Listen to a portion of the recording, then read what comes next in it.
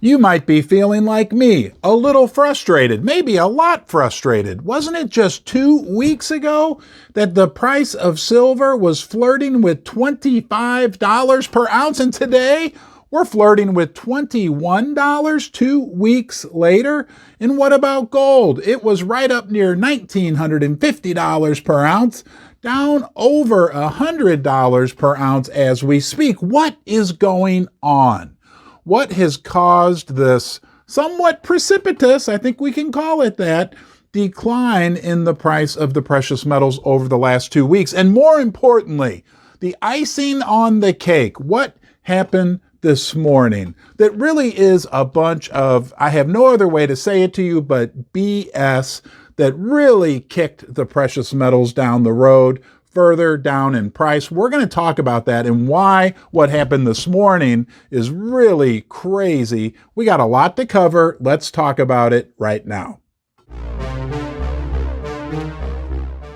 Where were you 2 weeks ago today? I was leaving the Great Wolf Lodge in Kansas City, Missouri. You know that process of packing up the minivan.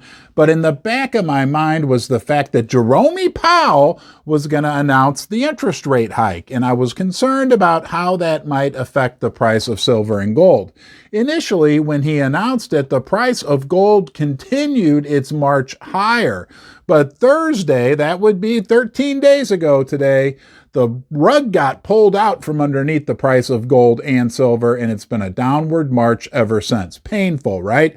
Are we back in that situation? Remember the Peanuts cartoons, Charlie Brown, when you were growing up? There's a classic scene where Lucy's holding the football, Charlie's winding up to go kick the football, and right at the last second, she pulls it out of the way, and Charlie Brown goes flying. Are we in that situation again? It's painful, I understand, but what has happened? Essentially, what has happened is, quote unquote, good economic news. We got news about inflation, right? We got news about jobs. That was the big one. 500,000 jobs created, which we know is a lot of BS. And then the icing on the cake this morning.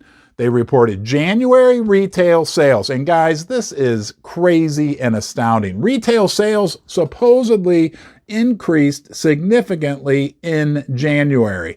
Now, we can debate whether those numbers are accurate or not, but we do know one big key for sure. And pay attention. Pay attention because school's in session. You maybe already know this, but those numbers are nominal. And what does nominal mean? Nominal versus real means they just measure the number of dollars in retail sales. They don't account for inflation. So sure, when you just count the amount of dollars spent on retail sales over the last year, it's going to look like it went up because inflation, right, on an official level was what, 7, 8, 9, 10%? On an unofficial, more accurate level, we know inflation was probably closer to 12 or 15%. So these great retail sales numbers, they're nothing more than a bunch of smoke and mirrors, right? I mean, but the market reacts. Oh, the economy's strong. Powell's inflation's still high. Powell's going to have to increase interest rates. You know how that works. That makes the dollar go up. That makes the price of gold and silver temporarily go down. You are important, and it's a big deal that you're here with me in the basement. If you enjoy my content, please subscribe to the channel. Doesn't it feel like kind of a joke sometimes? I mean, the hit that silver and gold took this morning on nominal retail sales numbers, are you kidding me? It'd be like, let's say you have a job and you get a $10,000 bonus 1 year ago.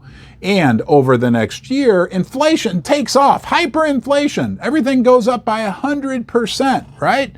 And then the next year, your boss comes to you and says, I'm going to give you a huge bonus. We're actually doubling your bonus to $20,000. You'd be like, well, that's great. I really do appreciate it. But all you're doing is helping me keep up with inflation. In nominal terms, sure, you gave me a big bonus. In real terms, I got no increase at all. And we have to factor that concept into these numbers that we're getting. For instance, this retail sales number, right? Inflation was very high last year. So on a nominal level, yeah, you better hope that retail sales go up just a little bit. But in reality, in real terms, they're not up much at all, and even potentially modestly down. And you're feeling richer, don't you? I mean, we all do. We have so much more money in our pockets these days to go out and spend, spend, spend. But when you take a look under the hood of these numbers, you see that there were major one-time adjustments. There were also cost of living adjustments, and there were some major liquidation sales in January that these retailers who had too much inventory had to sell off a bunch of stuff. Now, if, again, everything's so great in the economy, why did Bloomberg tell us this morning that industrial production grew at the slowest rate in 2 years last month? What about credit card debt? Let's switch over to that. The American consumers are now straddled with more credit card debt than any other time in history. And the icing on top of that one is the rates are also at all-time high. The rates people are paying on the record balances they have. But don't worry, everything looks great in the U.S. economy. So, my fellow Charlie Browns, as we muddle through another difficult period in the price of gold and silver, we need to continue to keep the big picture in mind. I'm still a firm believer in much higher gold and silver prices in the future. I don't have a crystal ball, so don't make any investment decisions based upon what I say, but it sure feels like 5-10 years from now, an investment in precious metals will at minimum hold its value and potentially do very, very well. Hey, if you enjoy my content, if you enjoy being here in Ron's Basement, please subscribe to the channel, watch another video, and until next time, number one, that's you be well.